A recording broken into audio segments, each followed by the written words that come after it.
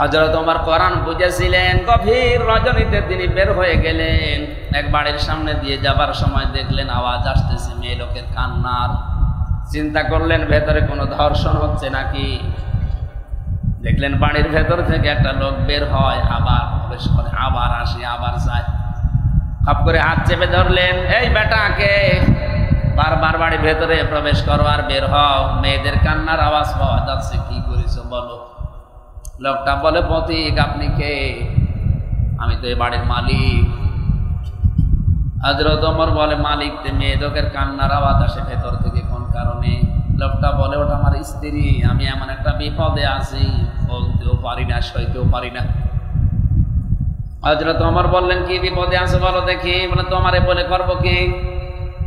আমার স্ত্রী সন্তান সম্ভাবা, এ বিষয়ে আমি একেবারে অনভিজ্ঞ, আর আমার বাড়িতে কোনো ধাত্রীও নেই, নার্স নেই, কেউ নেই সেবা করার মতো। এ বিষয়ে আমি জানিও না, আমি কি করবো। কান্না দেখে আমি পাগল হয়ে গেছি, এই জন্যই তো অস্থির হয়ে বারবার যাওয়া আসা করছিলাম। হযরত ওমর বলে, ভাই আপনি দাঁড়ান, দেখি কাউকে পাওয়া যায় কিনা।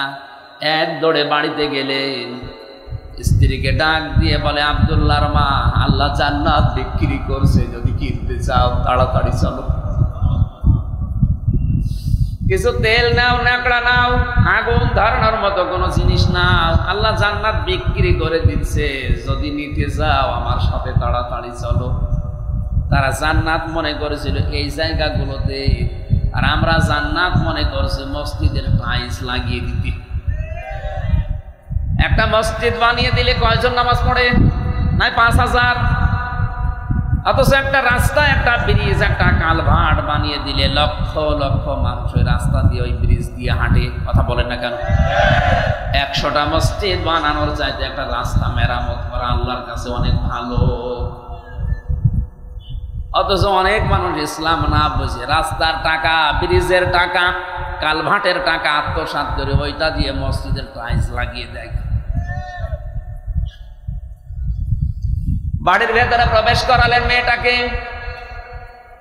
কিছুক্ষণ পরে আওয়াজ এলো, খলিফাতুল মুসলিমিন, আপনার বন্ধুকে সুসংবাদ দেন, তার একটা পুত্র সন্তান হয়েছে, ছেলেটাও ভালো আছে, মাও ভালো আছে।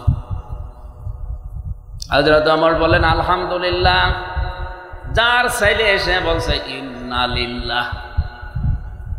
হযরত ওমর বলে, ভাই আপনার পুত্র সন্তান, আমি আলহামদুলিল্লাহ বললাম খুশি হয়ে, আর আপনি বলছেন ইন্না লিল্লাহ, খুশি হননি? খুশি হয়েছিলাম, কিন্তু আপনি কে? আমি তো এতক্ষণ সাধারণ মানুষ মনে করে উল্টা পাল্টা বলেছি, আর আপনি আমার এত বড় উপকার করলেন। আপনি তো সাধারণ না, দেশের খলিফা, প্রেসিডেন্ট হযরত ওমর। আপনি দয়া করে আমারে মাফ করে দেন। পকেট থেকে কিছু দিরহাম বের করে বললেন, খলিফাতুল মুসলিমিন, আমার জন্য যে কষ্ট করেছেন এটা শোধ দেওয়ার মতো না। তবে যে গরিব মহিলাকে নিয়ে আসলেন রাতের বেলা, যে নার্স, যে ধাত্রীকে নিয়ে এসেছে, এই মেয়েটাকে এই টাকাগুলো হাতিয়ে দিয়েন। হযরত ওমর বলে, ওই মেয়েটাকে টাকা দেওয়া লাগবে না, এটা পেশাদার কোনো নার্স না, সেবিকা না, এটা ধাত্রী না, ওইটা আমার নিজের স্ত্রী।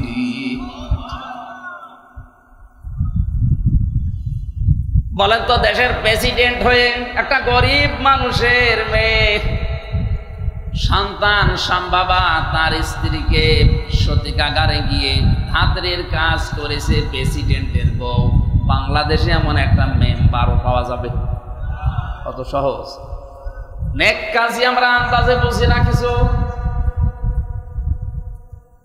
মানুষ হয়ে যদি মানুষের উপকার দুনিয়ায় কেউ না করে, আল্লাহর দৃষ্টিতে ওইটা কিন্তু এই সূরা আলে ইমরানের 111 নম্বর আয়াত অনুযায়ী মানুষের ভেতরে পড়ে না। এজন্য আমাদের জীবনের উদ্দেশ্য থাকা লাগবে, আমার দ্বারা অন্তত 5টা মানুষের যেন উপকার হয়, উপকার যদি না হয় যেন ক্ষতি না হয়। আর আমার ধান্দা থাকে সকালবেলা ওঠার পরে কার ক্ষতি করব, কারে বাঁশ দেব, কারে ধরিয়ে দেব, কার নামে মামলা দেব, তার কাছ থেকে টাকা পয়সা। এই কথা বলছে নবীজি মসজিদে নববীতে একজন সাহাবীকে প্রবেশ করতে দেখলেন। 3 দিন পর পর 3 দিনই বললেন উপস্থিত সাহাবীরা, এই যে লোকটা জান্নাতি। সাহাবীরা বলে, ওর জান্নাতীয় কি কাজ করে এমন আমি দেখব। বাড়িতে কৌশলে মেহমান হয়ে আশ্রয় নিলেন, 3 দিন থাকলেন বাড়িতে, দেখলেন না সেরকম কোনো গোপন আমল নেই। ডাক দিয়ে বলে, আল্লাহর বান্দা, আমি কিন্তু আপনার বাড়িতে মেহমান হয়েছি এমনি দিনে, আমার উদ্দেশ্য আছে।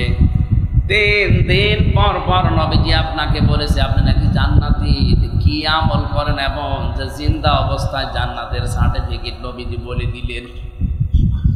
লোকটা বলে, ভাই আমিও আপনার মতো 5 ওয়াক্ত নামাজ পড়ি, রমজানের রোজা রাখি, সত্য কথা বলি, যতটুকু আপনারা করেন অতটুকু আমার আমল বেশি নেই। তবে একটা কাজ আমি বেশি করি মনে হয়, সারাদিনের কর্মব্যস্ততা শেষ করে রাতের বেলা যখন ঘুমাতে যাই, বালিশে মাথা দিয়ে চিন্তা করি, আল্লাহ আজ এই লোকের সাথে এই আচরণ আমি করেছি, এই কথা অনেকের পেছনে পেছনে বলে ফেলেছি, আমার বিরুদ্ধে যার যা অপপ্রচার আছে, আমার বিরুদ্ধে যার যা ক্ষোভ আছে, আল্লাহ তুমি তাদেরকে দেখো। আর আমার দ্বারা যদি কারো উপরে ক্ষোভ, হিংসা, অহংকার থেকে থাকে, সবার উপরে আমার রাগ আমি মাটি করে দিলাম, মাফ করে দিলাম, সবাইকে আমি ছাড় দিয়ে দিলাম, কারো উপরে আমার কোনো অভিমান নেই, রাগ নেই, আমি একেবারে নিষ্কলুষ একটা পবিত্র মন নিয়ে ঘুমিয়ে পড়ি। মহান আল্লাহ মনে হয় এই কাজটা ভালো পছন্দ করেছে।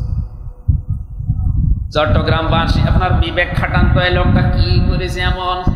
আমাদের মতোই নামাজ পড়েছে, রোজা রেখেছে, সত্য কথা বলা, এই বাকি একটা কাজ করেছে, রাতের সবার সময় কারো উপরে রাগ রাখেনি, সবার উপরে সব মাফ করে নির্মল একটা মন নিয়ে ঘুমিয়েছে। আমরাও সারাদিনের কর্মব্যস্ততা শেষ করে ঘুমাতে যাই, যার উপরে রাগ নেই তার উপরে রাগ তৈরি করে সকালে কি করে বাঁশ দেওয়া যায় সে চিন্তা করি, তোমার আল্লাহ মাফ করবে। আমার কথার অর্থ কি বোঝা গেছে? নারী হোক পুরুষ হোক, এই আমলটা আজকে থেকে শুরু করা লাগবে। অন্তত সবার সময় চিন্তা করবেন আমি আর নাও বাঁচতে পারি, এখনই হয়তো ঘুমের ভেতরে আজরাইল আমার নিয়ে যেতে পারে, এই জন্য আমার কারো উপরে কোনো অভিমান নেই, রাগ নেই, ক্ষোভ নেই, আর কারো ক্ষতি করবো বলে আমি এখন আর ঘুমাই না। আমি ঘুমাচ্ছি একটা নির্মল মন নিয়ে, শান্ত অন্তর নিয়ে। যদি বেঁচে থাকি ভালো, মরে গেলে তো গেলাম। আল্লাহ যেন আমাকে শাহাদতের মরণ দেন, বলেন আমিন। আল্লাহ ঘোষণা দিয়েছেন এটা শ্রেষ্ঠ নিয়ামত, যদি এই শুকরিয়া আদায় করো জীবনে আরো এরকম নিয়ামত আরো বাড়িয়ে দেবেন। আল্লাহ আপনাকে ভালো ভালো কাজ করার তৌফিক দেবেন। ওয়ালা ইন কাফারতুম ইন্না আযাবি লাশাদীদ। কোন মানুষ যদি নিয়ামতের গুরুত্ব না দেয়, দাম না দেয়, না শুকরিয়া করে, কুফরি করে, আল্লাহ তার জীবন থেকে ওটা ছিনিয়ে আযাবের ভেতরে ফেলে দেবে, বলেন নাউযুবিল্লাহ। আল্লাহ তাআলা বলেন ওই লোকটার জীবন তো সফল, যাকে 41 সাল পর্যন্ত ক্ষমতায় বসিয়েছি। বলছে ঠিক 41 সাল কেন, কিয়ামত পর্যন্ত কেউ যদি ক্ষমতায় থাকে আর যদি মরণের পরে জাহান্নামী হয়, ওরে এই 41 সাল না, কিয়ামত পর্যন্ত পুরা জীবনই ব্যর্থ। আমার কথার ওজন টের পাচ্ছেন? হ্যাঁ, ফামান যুহজিহা আনিন নার ওয়া উদখিলাল জান্নাতা ফাকাদ ফাজ। যাকে আল্লাহ জাহান্নামের আগুন থেকে মুক্ত করে জান্নাতি বলে ঘোষণা দিয়ে দিয়েছে, এই লোকটার জীবন সফল। আজ অনেকেই বিভিন্ন সময় খেলার কথা বলে যে খেলা হবে, অথচ ফাইনাল খেলা এ শব্দটা কোরআনে আল্লাহ দিয়েছে। তাগাবুন মানে শেষ খেলা, তাগাবুন মানে কি? ফাইনাল খেলা। ইয়াউমা ইয়াজমাউকুম লিয়াউমিল জামঈ যালিকা ইয়াউমুত তাগাবুন। যেদিন মানুষ একত্রিত হবে, জমা হবে হাসরের ময়দানে, ওই দিন হবে মানুষের জীবনের ফাইনাল খেলা।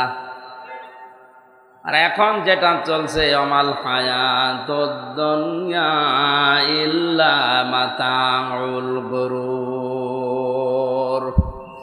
সূরা আলে ইমরানের 185 নম্বর আয়াতের শেষের দিকে আছে, আল্লাহ পাক বলেন দুনিয়ার জীবনটা খেলাধুলা, রং তামাশা, এটা ছাড়া আর কিচ্ছু না, ধোঁকাবাজি। এটা আপনি একটু বাস্তবতার দিকে তাকিয়ে ভাবেন তো, এসেছিলেন ন্যাংটা অবস্থায়, একটা পোশাকও আমার শরীরে ছিল না, সম্পদ বলতেও আমার দুনিয়ায় কিছুই ছিল না। 50, 60, 70, 80, 90, 100 বছর পরে আবার হয়তো ওইভাবেই চলে যাওয়া লাগবে, খালি গায়ে খালি পায়, একটা স্যান্ডেলও নেওয়া যাবে না। মাঝখানে যে সময় গেল এটা কিছু সময় আনন্দ ফুর্তি করেই শেষ। অথচ নবীজি জানিয়েছেন আর দুনিয়া মাজরাতুল আখিরাহ, দুনিয়া হচ্ছে আখিরাতের শস্য ক্ষেত, এখান থেকে যেটা তৈরি করবেন আপনাকে ওইটাই দেওয়া হবে। অনেক মানুষ মনে করে জান্নাত আমার জন্য বানানো আছে, না, পৃথিবীতে আপনি যা করবেন ওইটা দিয়ে তো আপনার জান্নাত অথবা জাহান্নাম তৈরি হবে। জান্নাত জাহান্নাম তৈরি হয়ে আছে, ওর ভেতরে এখন আপনার কর্ম অনুযায়ী জিনিসপত্র বানানো হবে।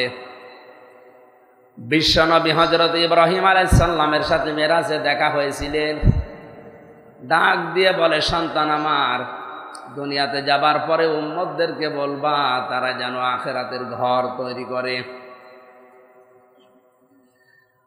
নবীজি তাকিয়ে দেখলেন কিছু ফেরেশতারা 2 তলা বিল্ডিং তুলে আর ইট গাঁথে না, বসে আছে। কেউ সুন্দর একটা ভবন তৈরি করেছে, অর্ধেক ছাদ দেয়নি, এই যে এরকম মনে করেন চারিদিকে দেওয়াল দেওয়া হয়নি, দাঁড়িয়ে আছে ফেরেশতারা। বিশ্বনবী জিজ্ঞাসা করলেন হযরত ইব্রাহিম আলাইহিস সালামকে যে এই অবস্থা, ফেরেশতারা কাজ করে না কেন, বসে আছে? হযরত ইব্রাহিম আলাইহিস সালাম এবং জিবরাইল ফেরেশতা মিলে ওই দিন বলেছিলেন, হে আল্লাহর নবী, আপনার এই উম্মতেরা দুনিয়াতে আগে ভালো ভালো কাজ করত, ফেরেশতাদের আগে ইট, সুরকি, বালি, জান্নাতের যে সমস্ত জিনিস লাগে ঘর বানাতে এগুলো আসতো। সুবহানাল্লাহ বললে একটা ইট হয়তো ফেরেশতাদের হাতে যেত, আলহামদুলিল্লাহ বললে একটা ইট হয়তো যেত। এখন আরো ইবাদত বন্দেগী করে না, ছেড়ে দিয়েছে। ফেরেশতারা এই যে 2 তলা পর্যন্ত বানিয়ে রেখে দিয়েছে, আর বানায় না, কারণ নেকির কাজও পাঠায় না, জান্নাতও হয় না। আপনি একটু ভাবেন, এখন যদি মারা যান, আপনার মনে হয় ছাদ হয়ে আছে, এখনো দেওয়াল দেওয়া হয়নি, এরকম ঘরে যদি আপনাকে আল্লাহ কিয়ামতে প্রবেশ করায়। এই জন্য দুনিয়ার জীবনে আমাদের সময় যেন নষ্ট না হয়। তিরমিজি শরীফের হাদিস, নবীজি বলেন, পৃথিবী থেকে জান্নাতে কোনো মানুষ যদি যেতে পারে, ওর মনের ভেতরে কোনো আফসোস থাকবে না। ওয়ালাকুম ফিহা মা তাশতাহি আনফুসুকুম ওয়ালাকুম ফিহা মা তাদউন নুজুলাম মিন গফুরির রহিম। জান্নাতে প্রবেশ করার পরে কোনো আফসোস মানব জীবনে থাকবে না, মানুষের মনের ভেতরে থাকবে না। কারণ মানুষের কল্পনার জীবন যেটা, কল্পনার জগৎ যেটা, তার চাইতেও বেশি জান্নাতে আল্লাহ দান করবেন। এখানে একটা শিক্ষা আছে, এদিকে তাকান। মানুষের কল্পনার জগৎ, এটা কি ছোট না বড়? বোঝেন আমার কথা? কল্পনার জগৎ এটা ছোট না বড়? কত বড়? আমি এখন কল্পনা করলাম যে আমি 41 সাল পর্যন্ত ক্ষমতায় আছি, এটা কি অত সহজ? বলেন, কত কাঠ খড়ি নষ্ট করা লাগবে, কত মানুষের অধিকার নষ্ট করা লাগবে, এরপরে তো আপনি সরাসরি বলে দিলেন 1 সেকেন্ডে কল্পনা করে। 41 সাল আসতে এখনো কত দেরি। আপনি অতদিন পর্যন্ত নাও বাঁচতে পারেন, এমনকি জনগণ আপনাকে অতদিন ক্ষমতায় নাও রাখতে পারে। আমাদের এই দেশটার অবস্থা যা এখন, এই দেশে জনগণ যদি রাখতেও চায় অনেকে, ওদিকে রাশিয়া, চীন আর ওদিকে আমেরিকা, ও কিন্তু বসে নেই। আমরা অনেকেই মনে করি আমরা মনে হয় নিজেরা এগুলো করি না, আমাদের হাতে কিচ্ছু নেই। আমরা গেড়া কলে পড়ে আছি, একদিকে আমেরিকা আর একদিকে রাশিয়া আর চীন। এরা যা মনে করবে তাই, আমরা শুধু পুতুলের মতো।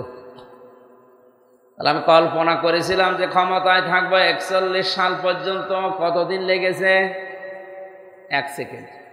কত?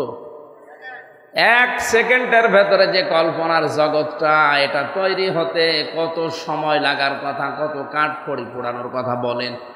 আল্লাহ বলেন জান্নাত আমি যা বানিয়েছি মানুষের কল্পনার অতীত, কোনোদিন মানুষের কল্পনাও হয়নি যে এরকম হতে পারে। বলেন সুবহানাল্লাহ।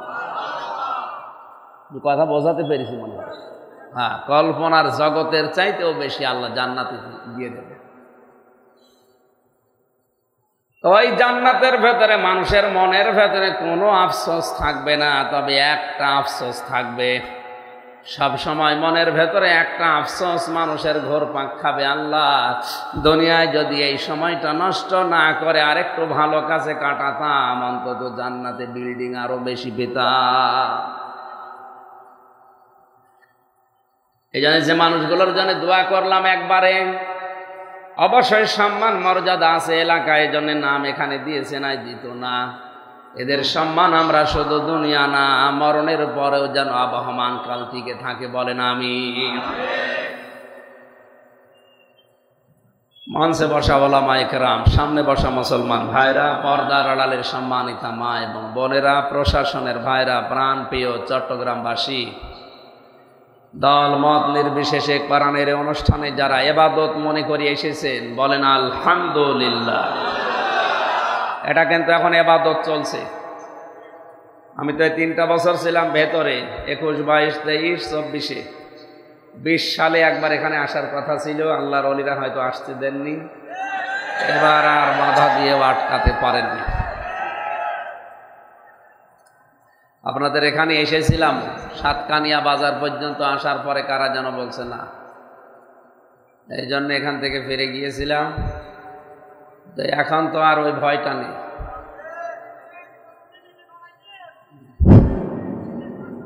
আপনাদের এলাকার ভাষা তো আমি বুঝি না, মানে গালি দিলেও অসুবিধা। এক দেশের বলি আর এক দেশের গালি, আপনারা যে ভাষায় কথা বলেন, আমাদের এলাকায় এইসব কথা শুনে মনে করো গালি দিচ্ছে।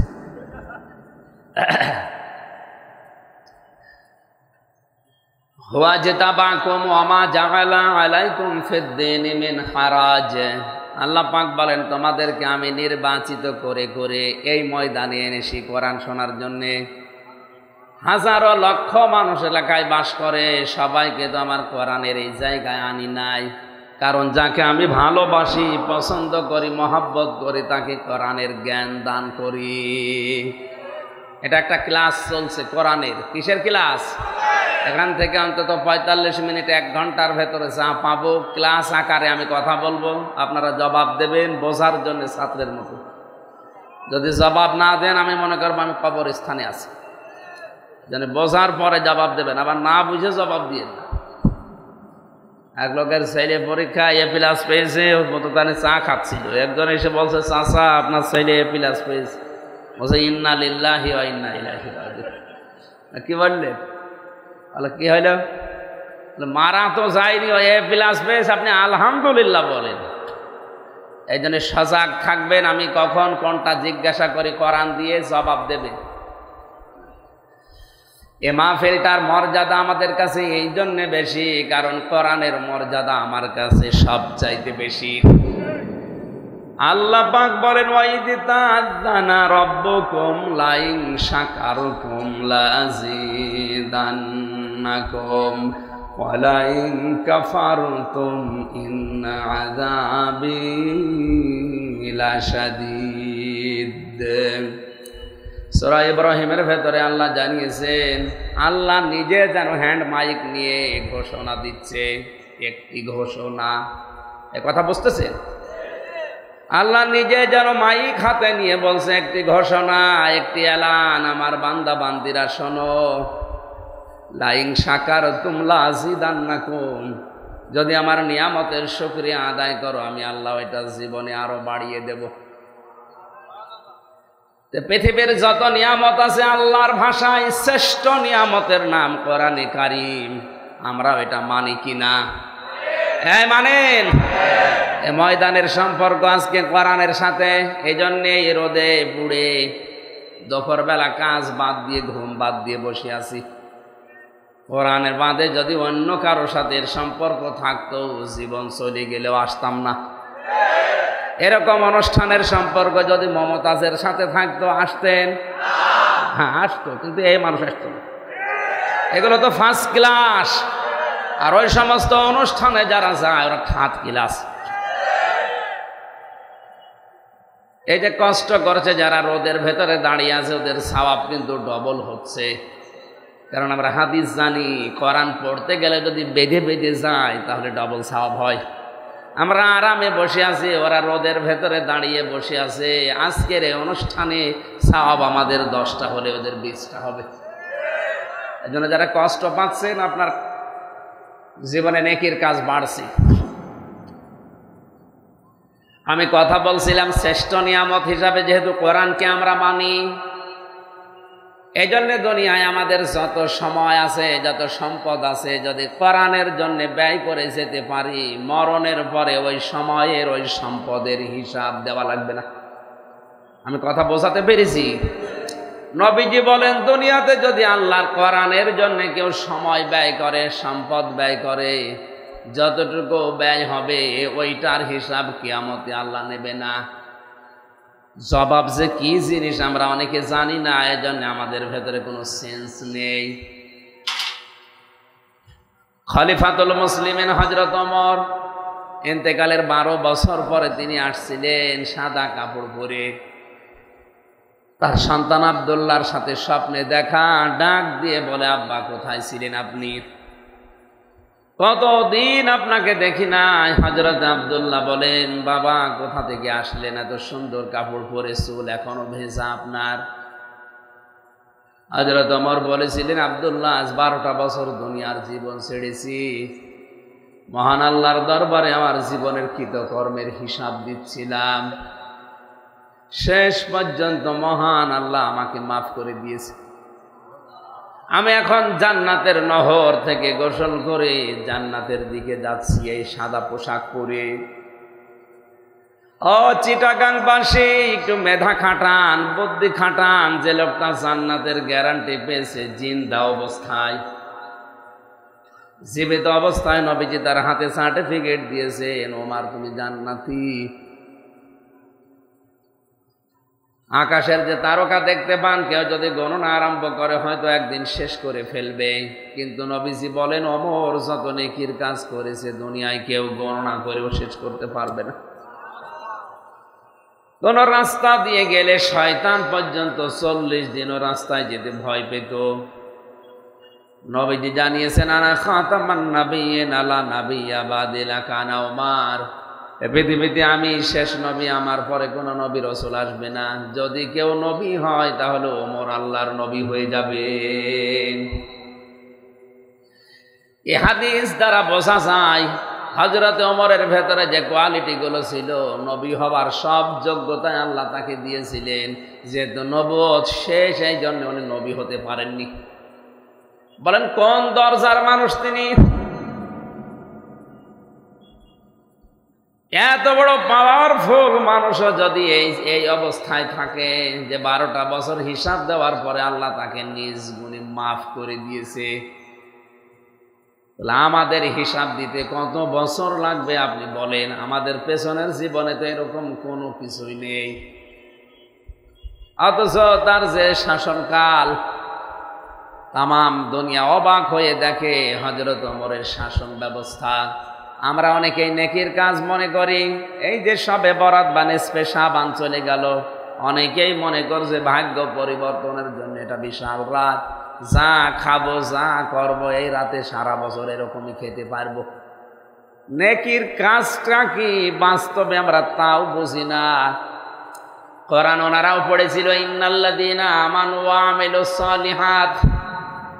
পৃথিবীতে যারা ঈমান আনে আর ঈমানের দাবি অনুযায়ী যারা ভালো ভালো কাজ করে, আমলে সালেহ করে, কানাত লাহুম জান্নাতুল ফিরদাউসি নুজুলা।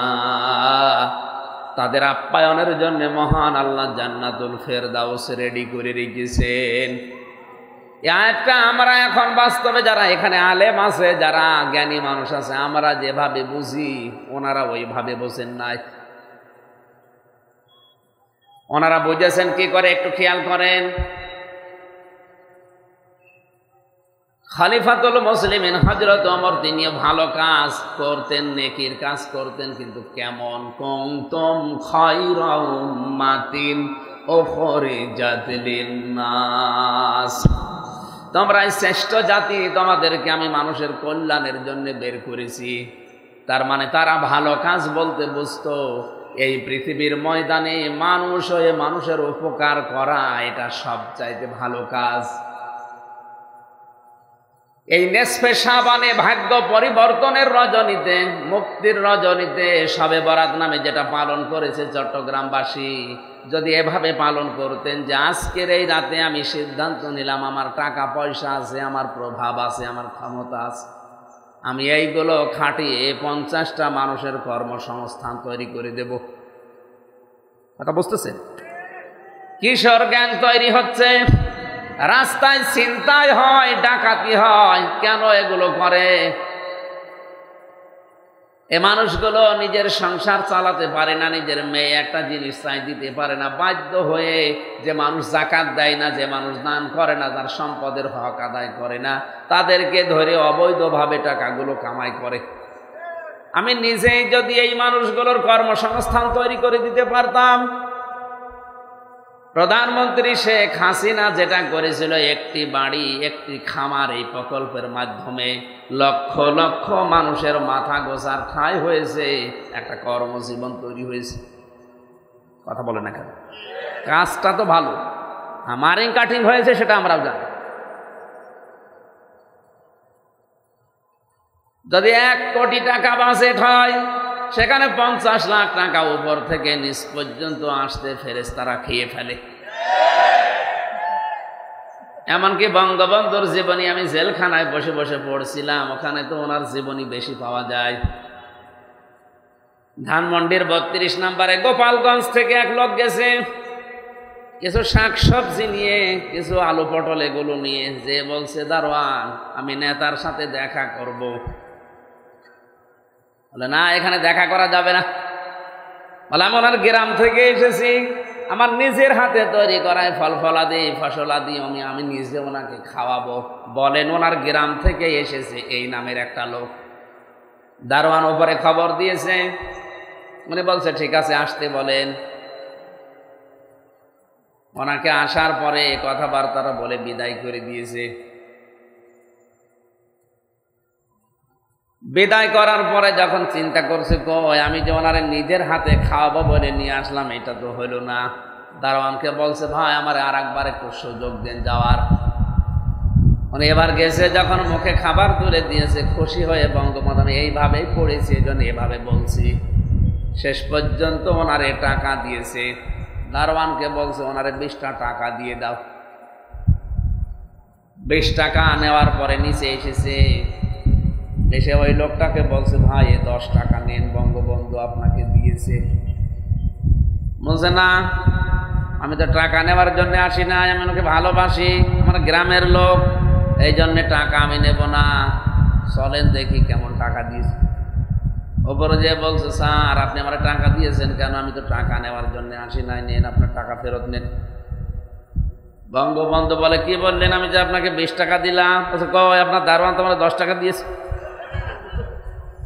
অনেক আফসোস করে ওই দিন বলেছিল, আল্লাহ যেই দেশে 2 তালা থেকে নিচ তলায় নামতে 20 টাকা 10 টাকা হয়ে যায়, এ দেশে আমি ডিজিটাল বানাবো কি করে?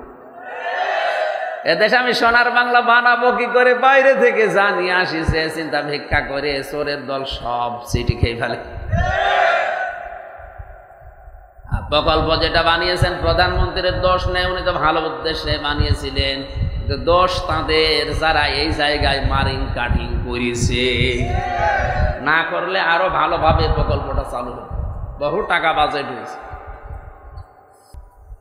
অথচ সারা জীবন এখানে পড়ছে কুনতুম খায়রা উম্মাতিন উখরিজাত লিন-নাস, তাদেরকে আমি বের করেছি উম্মতের কল্যাণের জন্য, জাতির কল্যাণের জন্য। কি কল্যাণ আপনি করছেন বলেন তো? মানুষ হয়ে যদি মানুষের উপকার করা না যায়, আল্লাহর দৃষ্টিতে ওটা মানুষ না, ও আর জানোয়ার সমান। হযরত ওমর কোরআন বুঝেছিলেন। গভীর রজনীতে তিনি বের হয়ে গেলেন। এক বাড়ির সামনে দিয়ে যাবার সময় দেখলেন আওয়াজ আসতেছে মেয়ে লোকের কান্নার। চিন্তা করলেন ভেতরে কোনো ধর্ষণ হচ্ছে নাকি। দেখলেন বাড়ির ভেতর থেকে একটা লোক বের হয়, আবার প্রবেশ করে, আবার আসে, আবার যায়। খপ করে হাত চেপে ধরলেন, এই বেটাকে বারবার বাড়ির ভেতরে প্রবেশ করো আর বের হও, মেয়েদের কান্নার আওয়াজ পাওয়া যাচ্ছে, কি করেছো বলো। লোকটা বলে, পথিক আপনি কে? আমি তো এই বাড়ির মালিক। হযরত ওমর বলে, মালিক তে মেয়ে লোকের কান্নার আওয়াজ আসে ভেতর থেকে কোন কারণে? লোকটা বলে, ওটা আমার স্ত্রী, আমি এমন একটা বিপদে আছি, বলতেও পারি না, সইতেও পারি না। হযরত ওমর বললেন, কি বিপদে আছে বলো দেখি। বলে, তোমারে বলে করবো কি?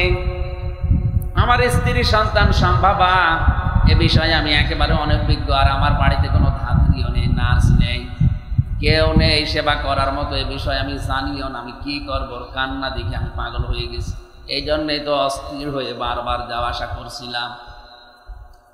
হযরত ওমর বলে, ভাই আপনি দাঁড়ান, দেখি কাউকে পাওয়া যায় কিনা।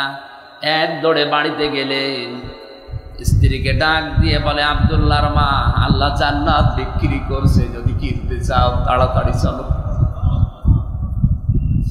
কিছু তেল নাও, ন্যাকড়া নাও, আগুন ধরানোর মতো কোনো জিনিস নাও, আল্লাহ জান্নাত বিক্রি করে দিচ্ছে, যদি নিতে যাও আমার সাথে তাড়াতাড়ি চলো।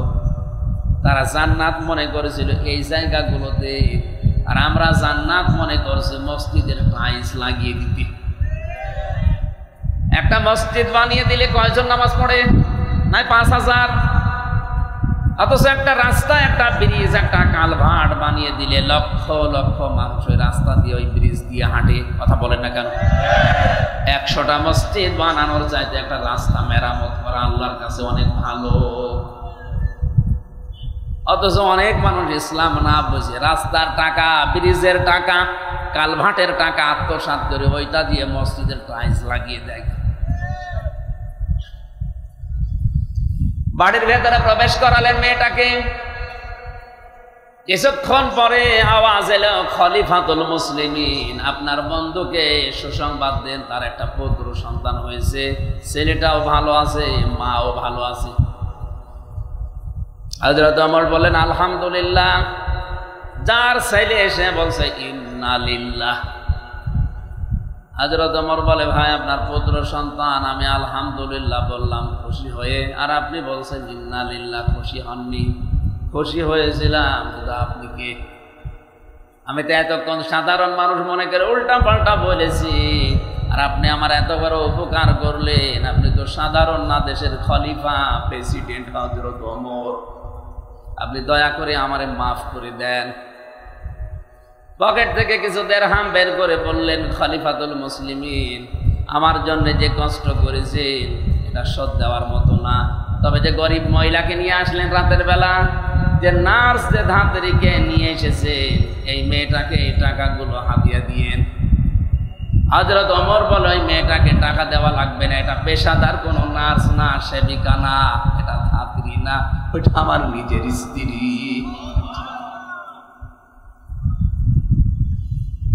বলেন তো, দেশের প্রেসিডেন্ট হয়ে একটা গরিব মানুষের মেয়ে সন্তান সম্ভবা, তার স্ত্রীকে সতীকাগারে গিয়ে ধাত্রীর কাজ করেছে প্রেসিডেন্টের বউ। বাংলাদেশে এমন একটা মেম্বারও পাওয়া যাবে? কত সহজ। নেক কাজই আমরা আন্দাজে বুঝি না কিছু। মানুষ হয়ে যদি মানুষের উপকার দুনিয়ায় কেউ না করে, আল্লাহর দৃষ্টিতে ওটা কিন্তু এই সূরা আলে ইমরানের 111 নম্বর আয়াত অনুযায়ী মানুষের ভেতরে পড়ে না।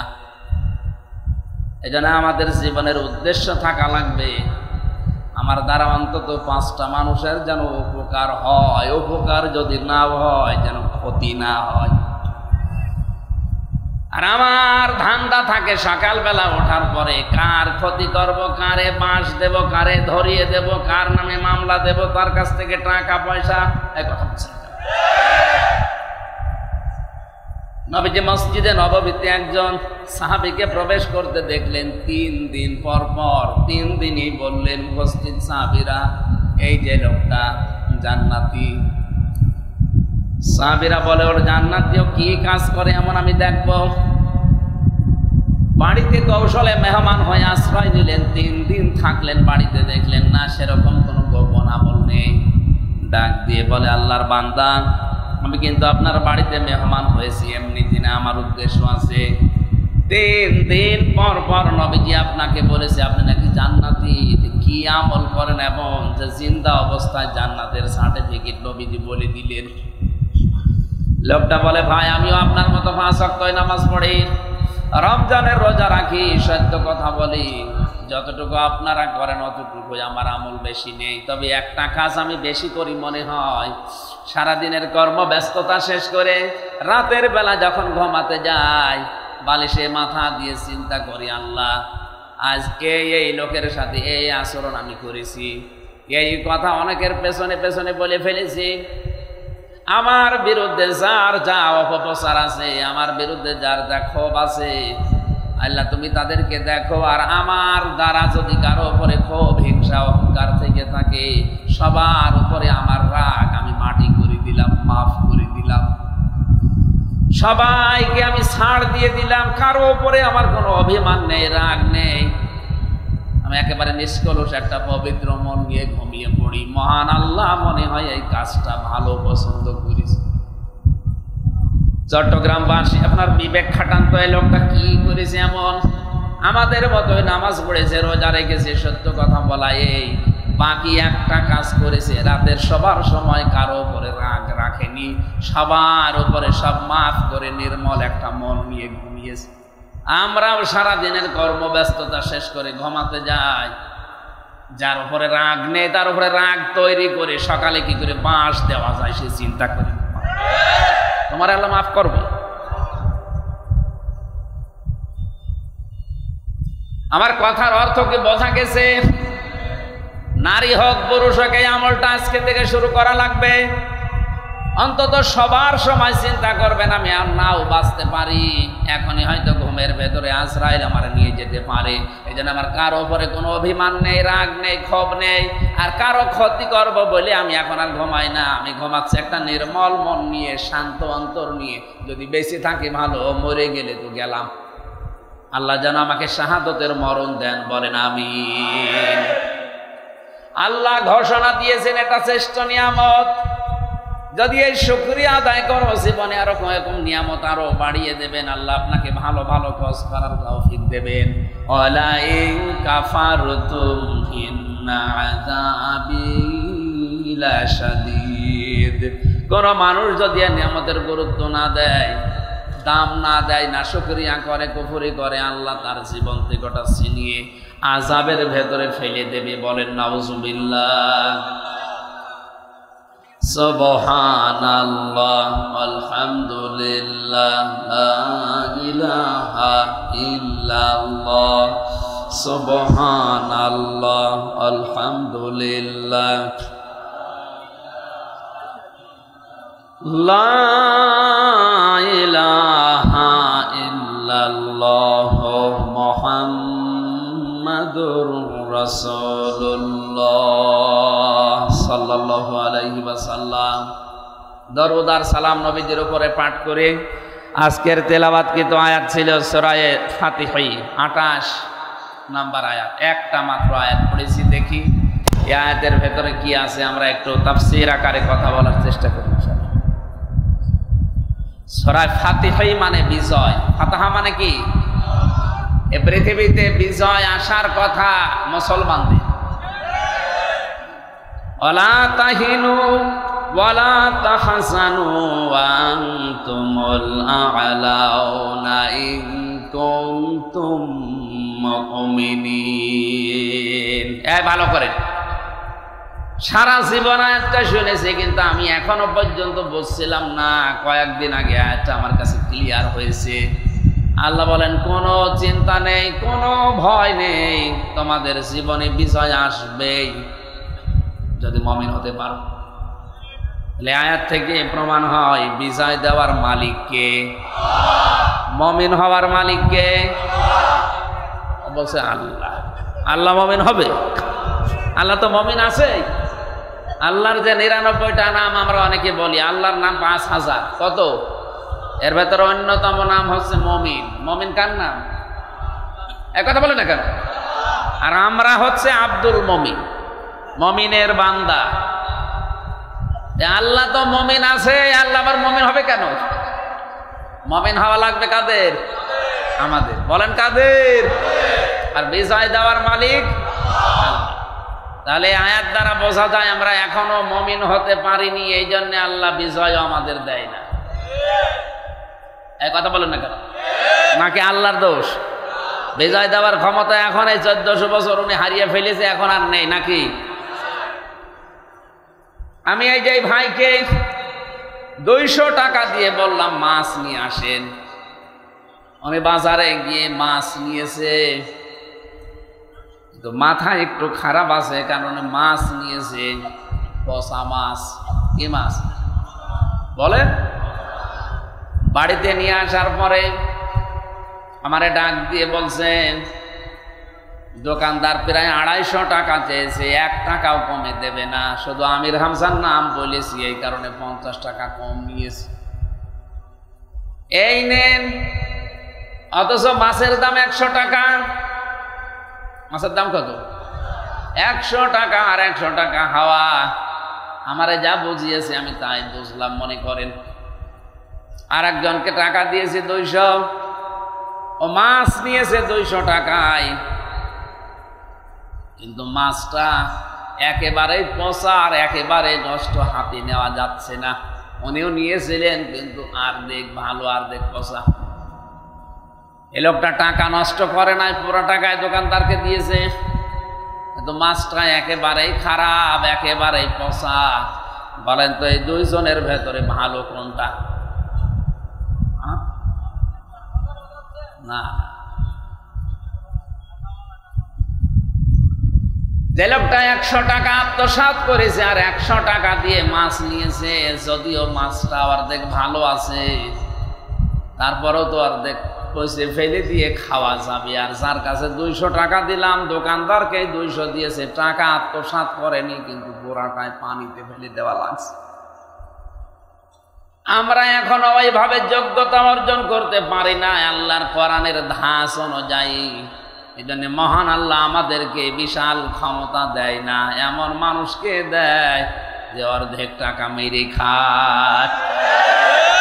আমি আর নিচে নামলাম না। দোষ এখন আল্লাহর না, বিজয় উনি দিতে পারেন, কিন্তু শর্ত হচ্ছে ইন কুনতুম মুমিনিন, আমাদের মুমিন হওয়া লাগবে। আজ বাংলাদেশে কয়েকটা জরিপ বেরিয়েছিল জানুয়ারি মাসে, আপনারা পেয়েছেন কিনা জানি না।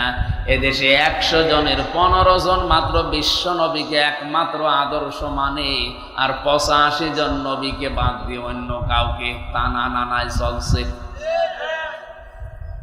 আপনি জরিপটা যদি সত্য হয় বলেন তো, মহাব্বত দেখাতে দেখাতে যদি বলা হয় নবীর মহাব্বতে হাত তোলেন, অনেকে ঠ্যাং তুলে ফেলে। অথচ বাস্তবতায় যে নবীকে আদর্শ হিসাবে মানে না, ওর আদর্শ হয়ে দাঁড়িয়েছে আবু জেহেল মার্কালো। এই জন্য আল্লাহ আমাদের হাতে এগুলো দিতে চান না, কারণ জানে যে এরে যদি দেওয়া হয়, এ 200 টাকা দিয়েছে, 200 টাকায় পানিতে ফেলা লাগবে। আর অন্তত এখনো যাদের কাছে আছে, এ 50 টাকার কাজ করলেও 50 টাকা মেরে খাক, তাও তো কাজ হচ্ছে। ফাতাহা মানে বিজয়, এটা আল্লাহর হাতে, পৃথিবীর কারো হাতে বিজয় নেই, এটা আল্লাহ কারো হাতেও দেননি। মুমিন হতে পারলে আল্লাহ বিজয় অবশ্যই আমাদেরকে দেবেন। বিজয় নামে যে সূরাটা আমরা বলি সূরা নাসর, এটা অনেকেই আমার মনে হয় এখানে যারা আছে শুধু আলেমরা বাদ দিয়ে 100 জনের নারী পুরুষ মিলে 95 জন ভুল করবে। নুন সাদ রা নাসর, নাসর মানে সাহায্য, আর নুন সিন রা নাসর মানে ঈগল পাখি। নাসর মানে, আপনি যদি তেলাওয়াত ধরেন এখন নারী পুরুষ যারা আছে দেখেন সবাই এভাবে বলবে ইযা জা নাসরুল্লাহি ওয়াল ফাত। হয়েছে? এখানে সোয়াদ মুখ গোল করে উচ্চারণ করা লাগবে। সোয়াদকে সিন দিয়ে বললে অর্থটা আকাশ পাতাল পাল্টিয়ে যাচ্ছে। যেখানে সাহায্য হবে সেখানে হচ্ছে ঈগল পাখি বা শকুন। আপনি যেন বলতে চাচ্ছেন যখন আল্লাহর সাহায্য আসবে তখন আপনি বিজয় দেখতে পাবেন।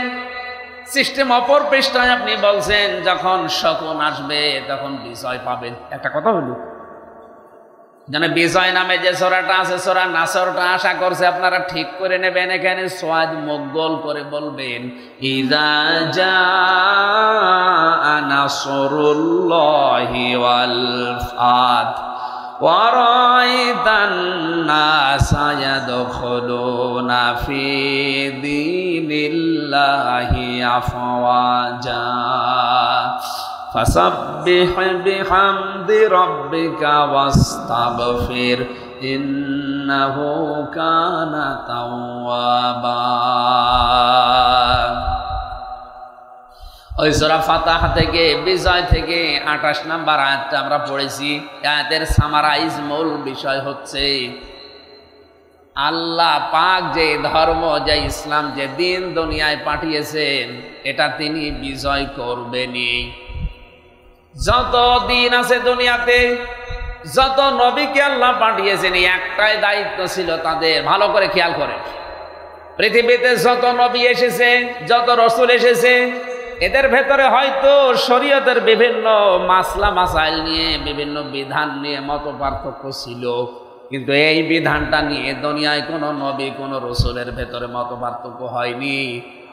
আমি আবার বলছি, হয়তো কোন নবীজির জামানায় নামাজ ছিল না, কোন নবীজির জামানায় যাকাত ছিল না, কোন নবীর জামানায় হয়তো হজ ছিল না। এভাবে ছিল বিভিন্ন জামানায় বিভিন্ন মাসলা মাসাইল নিয়ে, কিন্তু প্রতিটা জীবনে নবীদের এই কাজ ছিল আনাকিমুদ্দিন ওয়ালা তাতাফাররাকু ফি, যে দিন কায়েম করা লাগবে জমিনে আল্লাহর, জমিনে আল্লাহর দিন কায়েম হবে, বিষয় কোনো মত পার্থক্য। কথা বুঝতেছেন? এটা কত বড় গুরুত্বপূর্ণ জিনিস আপনার জীবনে। আপনি অজুর ভেতরে মাসলা মাসাইল নিয়ে ঝামেলা থাকতে পারে, মত পার্থক্য থাকতে পারে, নামাজ, পর্দা, এরকম যত বিধান আছে মত পার্থক্য নবীদের ভেতরে শরীয়তে কম বেশি ছিল, কিন্তু এইটা নিয়ে কোনো কম বেশি নেই। প্রতিটি নবীকে আল্লাহ বড় বড় 4 জন নবীর নাম এখানে দিয়েছেন। শারা'a লাকুম মিনাদ-দীনি মা ওয়াসসা বিহি নূহা ওয়াল্লাযী আওহায়না ইলাইকা ওয়া মা ওয়াসাইনা বিহি ইব্রাহিমা ওয়া মূসা ওয়া ঈসা আন আকিমুদ-দীন ওয়া লা তাতাফাররাকু ফীহি। পাওয়ারফুল 4 জন নবীর নাম নূহ, ইব্রাহিম, মূসা, ঈসা। এরপরে আল্লাহ পাক বলেন, হে নবী আপনাকেও আমি ওহী পাঠালাম, আপনারও জীবনের মেন দায়িত্ব আনাকিমুদ্দিন, দিন কায়েম করা লাগবে। অথচ বাংলাদেশে আজ এইটা নিয়ে যত মত পার্থক্য। আমি আলেমদের দৃষ্টি আকর্ষণ করছি, এই ভিডিও ম্যান এদিকে তাকাও, এখন যে 2 মিনিট বলছি এইটা কাট করে কালকে ছেড়ে দেবেন। আমি এই যে কোরআন শরীফ সামনে নিয়ে বলছি, আলেমরা আজ স্টেজে ওঠার পরেই দেখছি বিভিন্ন সুন্নত, নফল, মুস্তাহাব, মুবাহ জিনিস নিয়ে কাদা ছড়াছড়ি করে আমাদের ভেতরে আরো গন্ডগোল বেঁধে যাচ্ছে বেশি। আরে ভাই, মত পার্থক্য থাকবেই, কিন্তু দল পার্থক্য করা হারাম, জায়েজ নেই। শুকুরের গোস্ত খাওয়া যেরকম হারাম, মায়ের সাথে জেনা করা যেরকম হারাম, মুসলমানদের ভেতরে দল বেদলে বিভক্ত হয়ে পার্থক্য করা, দল পার্থক্য করা এরকম হারাম। কথা বুঝতেছেন? হ্যাঁ, আপনার কোনো মাসলা মাসাইল নিয়ে মত পার্থক্য থাকতেই পারে, ইখতিলাফ থাকবে, কিয়ামত পর্যন্ত এটা থাকবে, কিন্তু ইফতিরাক থাকতে পারবে না। পার্থক্য করে আপনি আলাদা আলাদা হয়ে নতুন নতুন করে কাদা ছড়াছড়ি করবেন এর পেছনের পেছনে। এটা যারা করছেন বন্ধ করেন, এর দ্বারা মুসলমানদের কিন্তু ক্ষতি হয়ে যাচ্ছে। সব চাইতে আনন্দে আছে এই দেশের রাম আর বামরা। হ্যাঁ, যারা করছেন আমরা জানি, কিছু কিছু আলেমরা এদের কাছ থেকে গোপনে টাকা পয়সা খেয়ে বাস্তবতায় এই কাদা ছড়াছড়ি করে আমাদেরকে আজ দল বিদলে বিভক্ত করে দিয়ে ওদেরকে আপনি আনন্দ দিতে চান, হাসাতে চান। ওরা তো ওদের কাজ সিদ্ধি করে নিচ্ছে, স্বার্থ সিদ্ধি করছে, বাস্তবে আমাদের দ্বারা ইসলামের ক্ষতি হয়ে যাচ্ছে। যেন এটা বন্ধ করা লাগবে। দিন কায়েমের ব্যাপারে হ্যাঁ, আপনি পীর সাহেব, আপনি পীরের খানকা চালান, জিকির করান, ইবাদত শিখান, কোনো অসুবিধা নেই, কিন্তু আপনার জীবনের টার্গেট থাকা লাগবে কি করে ইসলাম এদেশে কায়েম হয়। এই কথা বলছেন, আপনি ইসলাম কায়েম করার জন্য কথা বোঝার চেষ্টা করেন। তাবলিগ জামাতে যারা আছেন তাবলিগ করেন, আমি নিষেধ করছি না, জীবন চিল্লায় চলে যান, কোনো অসুবিধা নেই, কিন্তু আপনার জীবনের একটাই টার্গেট থাকা লাগবে, বাংলাদেশে কি করে ইসলাম কায়েম হয়। যারা জামাত ইসলাম করছেন করেন, আপনার জীবনের টার্গেট থাকা লাগবে এই দেশে ইসলাম কি করে কায়েম হয়, কারণ এটা পৃথিবীর সব নবীদের মিশন এবং ভীষণ। ওয়াল্লাযী, তিনি সে আল্লাহ, আরসালা রাসূলাহু বিল হুদা, যিনি তার রাসূলকে দ্বীনে হক দিয়ে, সত্যের বিধান দিয়ে দুনিয়ায় পাঠিয়েছেন। এখানে একটা শিক্ষা আছে। বাংলাদেশে আজ অনেকেই না বুঝে এই কথা মনে করে যে সব ধর্ম সমান। না, এটা হারাম। লাকুম দীনুকুম ওয়ালিয়া দীন, তোমাদের দিন তোমাদের, আমাদের দিন আমাদের, এই আয়াত দিয়ে দলিল দিচ্ছে যে সব ধর্ম সমান। না, এটা জায়েজ নেই। আয়াতের তাফসীর আপনি পড়েন, যত মুফাসসির আছে সবাই লিখেছে আল্লাহর কাছে একটাই ধর্ম, তার নাম ইসলাম, বাকি যা আছে একটা আল্লাহর কাছে ধর্মই না। ধর্ম তো দূরের কথা, ধর্মই না। এই যে ইন্নাদ দীনা ইনদাল্লাহিল ইসলাম, দ্বীনের আগে আলিফ লাম আছে। কি আছে? চেয়ারম্যান সাহেব হয়তো আলেম না, উনি বুঝবে না, যারা আলেম জিজ্ঞাসা করেন। আলিফ লাম দেওয়া হয় চার কারণে, নির্দিষ্ট করার জন্যে। এখন যদি চেয়ারম্যানকে বলি, আমি চেয়ারম্যান চলেন আমরা চট্টগ্রামে যাই, আমি যদি বলি একটাই রাস্তা আছে, তাহলে এই রাস্তার আগে, তরিকের আগে, সাবিলার আগে আলিফ লাম দেওয়া লাগবে, কারণ এটা ছাড়া আর চট্টগ্রাম যাওয়ার রাস্তা নেই। কিন্তু কেউ যদি এসে বলে না আরো রাস্তা আছে 4-5টা, হয়তো একটু ঘোরা হবে, তখন আর রাস্তার আগে, তরিকের আগে। আল্লাহ বলেন দুনিয়ায় বিভিন্ন ধর্ম আছে যেগুলো শয়তান আর মানুষ বানিয়েছে, আর আমি আল্লাহ একটা বানিয়েছি, তার নাম ইসলাম। এর আগে দিলাম আলিফ লাম। ইন্নাদ দীনা ইনদাল্লাহিল ইসলাম, আল্লাহর কাছে একমাত্র, শুধুমাত্র, কেবলমাত্র মনোনীত ধর্ম নাম কি? যারা সব ধর্ম সমান মনে করছেন, তাদের এই আয়াত অনুযায়ী ঈমান থাকে কি করে? আল্লাহ তাআলার শব্দ চয়ন দেখেন, তিনি সে আল্লাহ যিনি তার রাসূলকে দ্বীনে হক দিয়ে, সত্যের বিধান দিয়ে দুনিয়াতে পাঠালেন। কেন? লিইয়ুযহিরাহু, আমি হাদিস পড়েছিলাম, এই শব্দটাই ছিল লিইয়ুযহিরাহু। যাহারা ইয়াজহারু মানে বাবে ইফআল থেকে ইজহার, এটা প্রকাশ করা, যেন তিনি প্রকাশ করতে পারেন, যিনি যেন বিজয় করতে পারেন, গালেব করতে পারেন। এজহার মানে প্রকাশ্য নিয়ে আসা। এজহার মানে কি? যাহারা এজহারু মানে প্রকাশ্য নিয়ে আসা, বিজয় লাভ করা, উপরে তুলে দেওয়া। 99টা অর্থ আছে এজহারে। এই জন্য হাদিসের ভেতরে নবীজি বলেন মান কারাল কোরআনা, যে ব্যক্তি কোরআন পড়ে, ফাস্তাযহারাহু, খেয়াল করেছেন, ফাস্তাযহারাহু, এবং একে জাহের করে, একে কায়েম করার জন্য চেষ্টা চালায়। যে ব্যক্তি কোরআন পড়ে এবং কোরআনকে ইজহার করার জন্য, প্রকাশ করার জন্য, দাঁড় করানোর জন্য, কায়েম করার জন্য চেষ্টা চালায়, ফাহাল্লা হালালাহু ওয়া হারামা হারামাহু, এর হালালকে হালাল, হারামকে হারাম জানার পরে ছেড়ে দেয়, আদখালাহুল্লাহুল জান্নাহ। এখানে আলেম নেই, আদখালা ভাবে ইফআল। আল্লাহ নবী বলেন আল্লাহ নিজে তাকে জান্নাতে প্রবেশ করাবে না করিয়েছে? না না, কি বলেন আপনি? তাকে প্রবেশ করিয়ে দিয়েছেন। আদখালাহুল্লাহুল জান্নাহ, আল্লাহ নিজে তাকে জান্নাতে প্রবেশ করাবে না।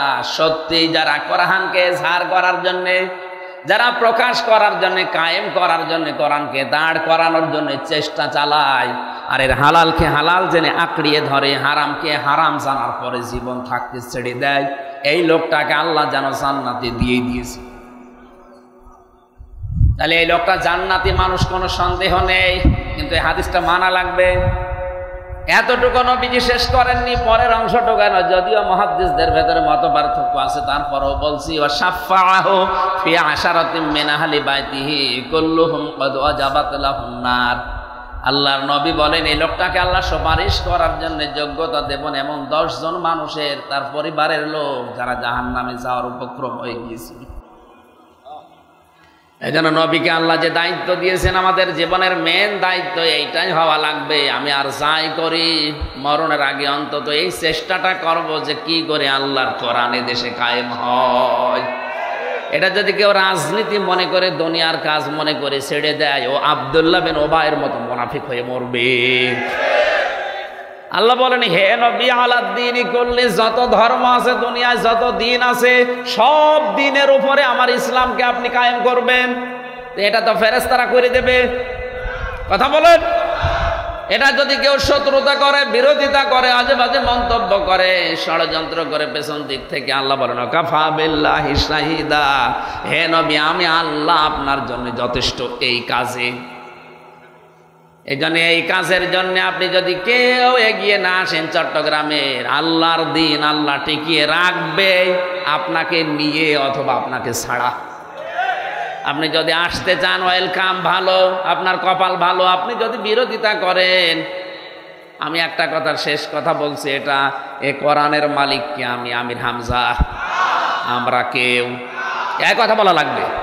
এ জমিনের মালিককে আমরা, জমিনের মালিককে, কোরআনের মালিক আমরা, তাহলে কি না? না, আমরা খাদেম, আমরা এই কোরআনের কামলা, খাদেম, লেবার, মনীষ, পাঠ যাই বলেন, আমরা তো খালি খেদমত করে যাচ্ছি। এই জমিনটাতে মনে করেন আমি সভাপতিকে বললাম ভাই 5টা মানুষ নিলাম এখানে ধান লাগাবে, 5টা পর্যন্ত ধান লাগান, বিকাল 5টায় আপনাদের বেতন দিয়ে দেব। বিকাল 5টা বাজতে মাত্র 10 মিনিট বাকি আছে, 5 জন মস্তান এসে বলছে না এ ধান সব তুলে ফেলো। এখন আমরা যদি বলি ভাই না আর 5 মিনিট 10 মিনিট পরে তোলেন, কারণ এ ধানও আমাদের না, এ জমিও আমাদের না, আমরা শুধু কামলা। আমরা কি 10 মিনিট পরেই মালিক এসে আমাদের বেতন দিয়ে দেবে, আমরা চলে যাব, তখন আপনি ধান তুলে ফেলেন, কোনো অসুবিধা নেই। কিন্তু 10 মিনিট আগে আমরা তুলতে দেব না, কারণ বিকাল 5টার আগে আমাদের বেতন। কথা বলেন না কেন? এরপরেও যদি মস্তানরা বলে না আমরা তুলে ফেলবো, তখন বাধা দেওয়া লাগবে না? এক কথা বলেন, বাধা দিতে গিয়ে যদি হাতাহাতি হয় হোক, যদি ওকে মেরে ফেলা লাগে, কথা বলেন না কেন? মেরেও ফেলা লাগবে, কারণ আমার বেতন দরকার। বেতন না হলে আমার পরিবারের লোক চলতে পারবে না। এটা যেমন সহজে বুঝলেন। এখন মালিক এসে 10 মিনিটের ভেতরে মালিক এসে যদি দেখে না সব তুলে ফেলছে, ও মালিক মনে হয় কিছু বলবে না। না না, ওনার যদি ক্ষমতা নাও থাকে ওই সময় উনি হয়তো ছাড় দেবে, দাঁড়িয়ে দাঁড়িয়ে দেখবে ঠিক আছে তোল তোরা। ক্ষমতা যদি ওনার থাকে গোপনে হয়তো এমন ধরা ধরবে, বাপ বলার সময় দেবে না। আমরা যারা কামলা আছি জমিনের, আমরা তো বিকাল 5টা মানে জীবনের শেষ দিন, এটা যেহেতু আমাদের আসল টার্গেট, আমরা করেই যাব। জীবনের শেষ দিন পর্যন্ত কোরআনে কারিম কি করে বাংলাদেশে কায়েম হয় আমরা চেষ্টা চালাবো। এই চেষ্টা করা আমাদের জন্য ফরজ, ফল দেওয়া আল্লাহর দায়িত্ব। কায়েম হলে ভালো, না হলেও আমার অসুবিধা নেই, কারণে কোরআনের মালিক আমি না, জমির মালিকও আমি না। কথা বলে না কেন? আমার তো বেতন দরকার, আমার বেতনের নাম আরো জোরে বলেন বলেন, আমার বেতন বিকাল 5টায় দিয়ে দিলেই হবে, বাকি যা করার আপনি করেন। এরপরেও যদি মনে হয় যে মালিক কিছু বলছে না, ধান তুলে ফেলে মস্তানেরা, উনি দেখে আল্লাহ পাক মনে হয় ওনার মতো দুর্বল, উনি দেখতে চান 53 বছর হয়ে গেল এদেশে এখনো কোরআন কায়েম হয়নি, যারা কায়েম করতে যায় তারাই মার খায়। উনি মনে হয় দেখে দেখে আরো সে বসে বসে চিন্তা করছে যে যা মস্তানি করছো করো, আমি কিছু বলছি না, কিন্তু যখন ধরবো বাপ বলার সময় দেব না। কাফা বিল্লাহি শাহিদা দিয়েছেন, আমি আল্লাহই যথেষ্ট। কাফা শব্দের শাব্দিক অর্থ কারো লাগবে না, এই জন্য আমি কাউকে সরাসরি ধরি না, কিন্তু যদি একবার ধরি ওরে আর ছাড়ি না। আমার ছোট্ট একটা মেয়ে ছিল ফারিহা জান্নাত, ওরে 1 বছর আমি জেলখানায় রেখে গিয়েছিলাম, এখন ও 4 বছর। আর ওই সময় যখন ছোটবেলায় উপরে এরকম মারতাম, যত উপরে উঠতো তত হাসতো। আর বড়টার বয়স ওই সময় ছিল 6 বছর, পরে একটুখানি উপরে তুললে কান্নাকাটি করতো। বড়টার বিশ্বাস আমার উপরে যে আমার বাবা যত উপরে মারবে আমি তো ভারী হয়ে গেছি, যদি ভেতরে তুলতে না পারে হাত দিয়ে তাহলে আমি পড়ে গেলে আমার লাগবে। ছোটটার কিন্তু ওই ভরসা নেই, ছোটটার ভরসা সব আমার উপরে, ওর বিশ্বাস আমার উপরে। আমার বাবা যত উপরে মারবে নিচে হাত পেতে রাখবে, আমারে পড়তে দেবে না। আমাদের ঈমান আমার ফারিহা জান্নাতের মতো এখনো হয়নি আল্লাহর উপরে। কবি এই জন্যেই জানিয়েছেন, রেখো না মনেতে ভয় বান্দা খোদার, দূর হয়ে যাবে বাধা সব।